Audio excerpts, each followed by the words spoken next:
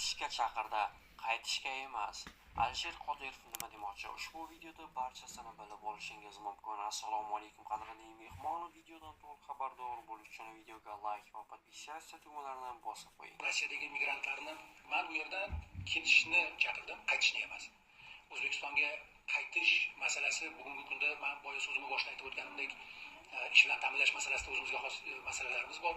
Lekin o'zbek fuqarosi, o'zbek ishchisi shunaqa mehnatkash, intizomli va tartibli ishchiki, bugun mana sobiq Sovet o'lkalari bo'lsin, Sharqiy Yevropa davlatlari bo'lsin, hatto mana Skandinaviya davlatlari bo'lsin, arab davlatlari bo'lsin, o'zbek mehnat kuchiga zarurat bor ekanligini ta'kidlab o'tishyapti.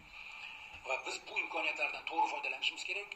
Rossiyadagi agar mana shu kamsitishlar ommaviy xarakter oladigan bo'lsa, albatta u yerda hech kim o'zini bexatar qilib ishlash kerak emas. Chunki Rossiyada oladigan oylikdan yaxshiroq oylik olish mumkin bo'lgan imkoniyatlar ko'paydi bugun.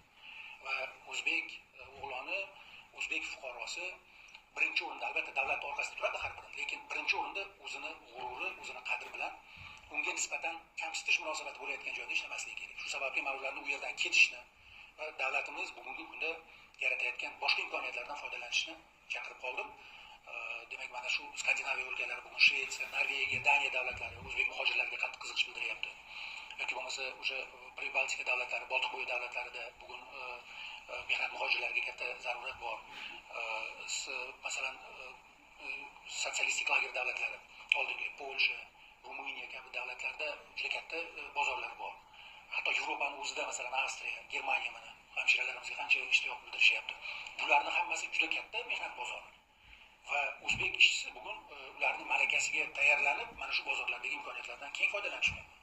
Aynan shu sababli men ularni Rossiyadan O'zbekistonga qaytinglar degan ma'noda chaqirib berganim yo'q. Meni